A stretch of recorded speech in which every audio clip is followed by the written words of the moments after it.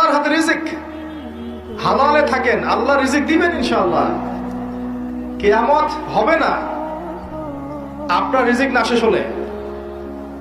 আসমান জমিন সৃষ্টির 50,000 বছর আগে আল্লাহ রিজিক লিখেছেন। একটা চালের দানা পৃথিবীতে রেখে আপনি বিদায় নেবেন না। অস্থির হচ্ছেন কেন? হারামে যাচ্ছেন কেন? সুদ খাচ্ছেন কেন? ঘুষ নিচ্ছেন কেন? দুর্নীতি কেন করছেন? রিজিক আল্লাহর হাতে, আল্লাহ দিবে আপনাকে ইনশাআল্লাহ। এগুলো তো নিজের জন্য করছেন, পরিবারের জন্য করছেন, আগামী প্রজন্মের জন্য করছেন। শোনেন, আপনি মারা যান, 3টা দিন সময় লাগবে না আপনাকে ভুলে যেতে। আপনি মারা যান, কবরে চলে যান, যাদের জন্য সারা জীবন ঘুষ খেয়েছেন, দুর্নীতি করেছেন, আপনি সুদ খেয়েছেন, আত্মসাৎ করেছেন, যাদের জন্য করেছেন, নিজের এবং যাদের জন্য, এরা আপনাকে 3 দিনের বেশি মনে রাখবে না। মারা যাওয়ার সাথে সাথেই আপনার দলিল আদি, জমি জমা, ব্যাংক ব্যালেন্স নিয়ে কারাকারি শুরু করবে।